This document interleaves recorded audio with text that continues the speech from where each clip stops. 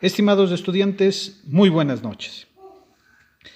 Solamente para recordar un poco lo que vimos en la clase anterior sobre el uso de la comunicación oral, el proceso de la comunicación que habíamos hablado, los elementos de la comunicación, sobre todo, ¿para qué nos sirve la comunicación? La comunicación es una de las claves que ha hecho que la sociedad prospere. Habíamos hablado de los elementos como es el emisor, el receptor, el código, el mensaje, el canal, el referente, que nos ayudan a ir transmitiendo lo que nosotros deseamos comunicar, ideas, pensamientos, sentimientos. Esto habíamos visto ya y se había explicado en la clase anterior, al igual que los intercambios social a través de la entonación. Ustedes me debían enviar un trabajito sobre lo que es, en cambio, el tema anterior también que se vio y ya se dio a conocer sobre lo que es la comunicación asertiva en los textos publicitarios. Ahora bien, jóvenes estudiantes, vamos a realizar, o mejor dicho, de esto ya tenemos nosotros realizados unos mapitas conceptuales que se mandó como deber, y esto ya, organizadores gráficos, y ya se revisó esta partecita, ¿sí? Muy bien. De la 117, de la página 117 que habíamos explicado, solamente la entonación, cómo va cambiando, nos vamos a saltar por situaciones, más que todo de trabajo, para poder trabajar de mejor manera. Vamos a ir viendo las situaciones más importantes de la asignatura para poder enfocarnos de mejor manera. Entonces, nos vamos a saltar a la página 121, ¿ya? En lo que tiene que ver al discurso, formatos, soportes y público. Y vemos lo que son los recursos lingüísticos y paralingüísticos para crear efectos de la audiencia. Primeramente, ¿qué son recursos lingüísticos? Los recursos lingüísticos son los recursos que utilizamos al escribir o al decir un discurso. Por ejemplo, un recurso lingüístico es escribirlo sin faltas de ortografía, tener un orden en las oraciones adecuadamente. Y los recursos paralingüísticos, en cambio, son en el otro sentido, la entonación de la voz, puede ser el movimiento de las manos, la gesticulación de la cara. Entonces, ¿por qué se llama paralingüísticos? Se llaman paralingüísticos porque prácticamente se ubican o se asesoran con nuestro lenguaje para crear efectos y llamar la atención en el momento del discurso. Pero en sí, ¿qué es un discurso? Un discurso en sí es la forma que nosotros tenemos de transmitir nuestras ideas. Hay discursos políticos, discursos religiosos, discursos inclusive en el hogar, los discursos que a veces las mujeres dan a los esposos o las mamás a sus hijos, ¿no es cierto? Para variar un poquito, nada más. Entonces, ¿qué nos dice en ese sentido? Al dirigirnos a una audiencia determinada, lo hacemos con una intención establecida porque tenemos esta intención. Debemos poseer una serie de recursos que nos permitan crear el efecto que buscamos en la audiencia. Es decir, ¿recuerdan el ejemplo anterior? Que una señora, cuando estaba enojada, le decía al tendero que no le atendió pronto, le dijo gracias por su atención, pero de una forma enojada. Y otra que en realidad vuelta agradecía la atención debida, ella sí decía muchísimas gracias por su atención. Es la forma que tenemos que decir. Por eso dice que busca dar el efecto que buscábamos o que busca dar el efecto deseado.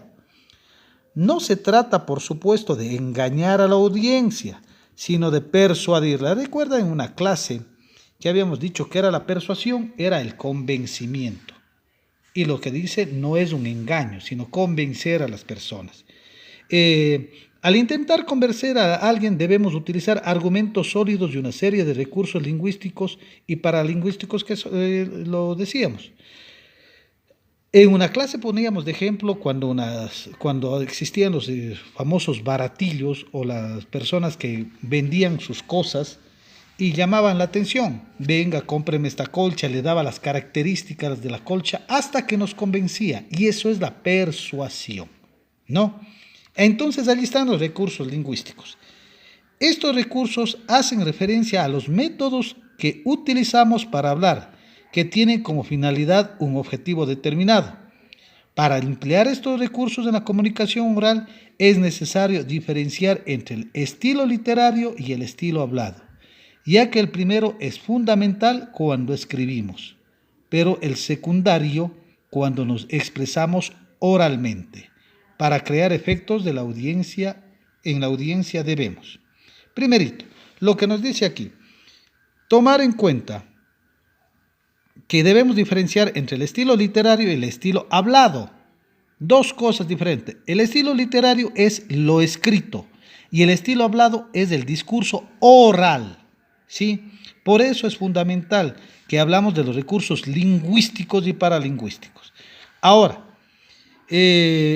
cuando escribimos debemos tener un estilo, debemos tener sobre todo unas palabras que nosotros las sepamos utilizar y sepamos su significado, ¿sí? Para cuando hablemos, en cambio, podemos dar esas definiciones y esos significados. ¿Ya? Para crear, dice, los efectos en la audiencia debemos.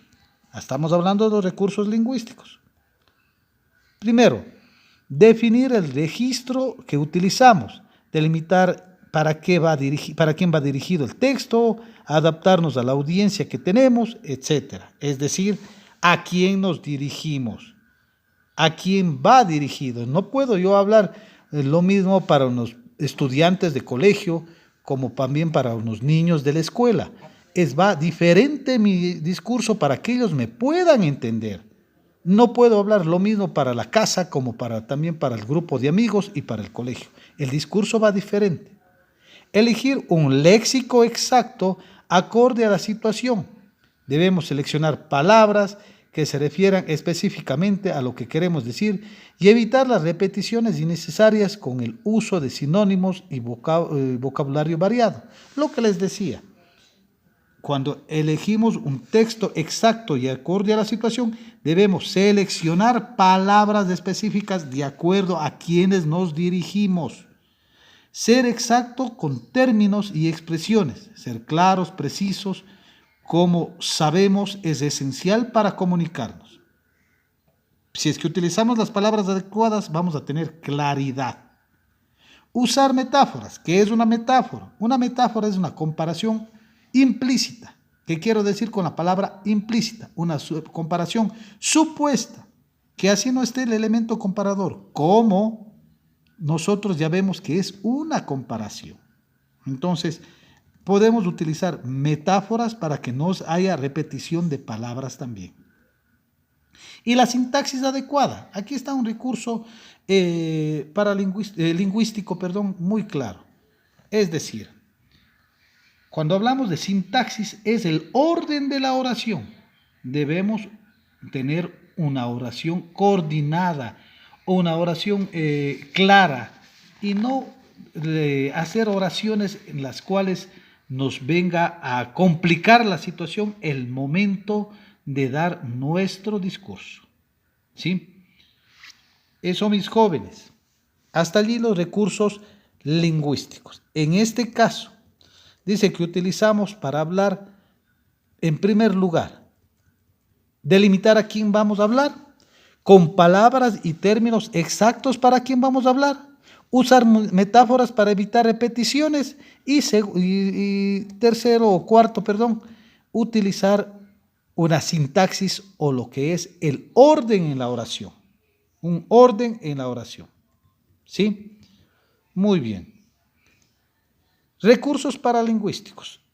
Estos se refieren a los elementos que rodean a los recursos no verbales, lo que les decía, y que se transmiten a la audiencia de la misma manera. Para aprovechar estos recursos debemos atender a la modulación de la voz, que es cuando modulamos la voz en un discurso, cuando levantamos, bajamos nuestra pronunciación. La voz provoca interés en la audiencia. Debemos tener una pronunciación correcta y poner el énfasis donde creamos oportuno o indispensable en este caso, ¿sí? Cuando nosotros vayamos a dar un discurso, debemos cuándo alzar la voz, cuándo poner, no digo gritar, es alzar la voz o cuándo bajar el tono de voz. Debemos darle una pronunciación correcta a las palabras, el sonido de la R, de la S, ¿sí? No abusar de un sonido de la R o de la S también. Cuidar la respiración. Muchas veces los nervios nos juegan malas pasadas. Controlar la respiración es una buena técnica para evitarlo. En ocasiones, para tomar el control sobre ella, es necesario hacer una pausa y retomar el discurso cuando estemos preparados, ¿sí? A veces nos cansamos al dar un discurso o los nervios nos hacen que la respiración vaya entrecortada. Entonces, en este sentido debemos calmarnos, respirar por la nariz y soltar el aire por la boca.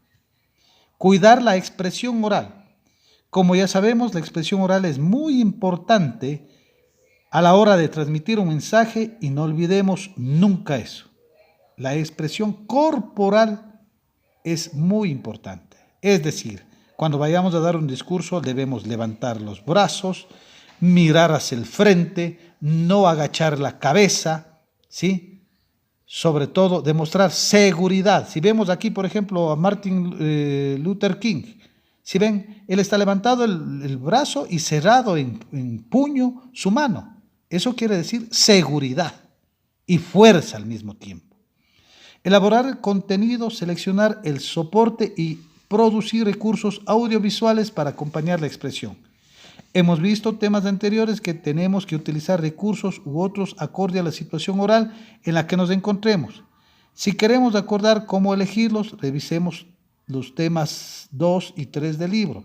En este caso, es decir, cómo producir recursos audiovisuales para acompañar la expresión. Si es que es del caso, por ejemplo, ¿cuáles son recursos audiovisuales? Cuando nosotros queremos acompañarnos o ayudarnos de una presentación en PowerPoint, por ejemplo, ¿ya?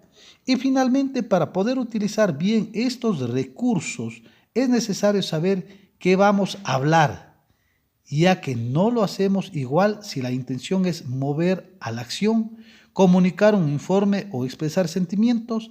Diferenciar el estilo literario y el estilo hablado es importante para adaptarnos a la audiencia. Claro, cuando vayamos a dar un discurso es muy diferente. Primero, ¿a qué audiencia vamos a hablar? Si vamos por ejemplo, un discurso en un matrimonio, ¿cómo lo vamos a hacer? O un discurso político, o un discurso a un grupo de alumnos, o un discurso a un grupo de maestros, es muy diferente en este sentido, ¿sí? Y ese es de diferenciar el estilo literario del estilo hablado. Bien, mis jóvenes, ¿qué vamos a hacer con esto? Por hoy lo que quiero es que solamente vamos a hacer un mapa conceptual de las dos planas, de la página 121 y 122. Hasta allí, porque el próximo trabajo que se les viene va a ser la realización de un discurso, el cual tendrán que grabarlo máximo en 1 o 2 minutos. Pero por lo pronto, hagamos solamente este trabajito que es para esta semana, el redactar la página 121 y 122 en un mapa conceptual o cualquier ordenador gráfico que ustedes quieran. Aquí más me parece que sería acorde un mapa conceptual porque tiene una serie de subtítulos que ustedes pueden acordar. Muy bien, muchas gracias y cualquier duda me la hacen llegar. El trabajo es para el próximo miércoles. Muchas gracias. Y los que aún no han enviado los otros trabajos, por favor, hacerlo.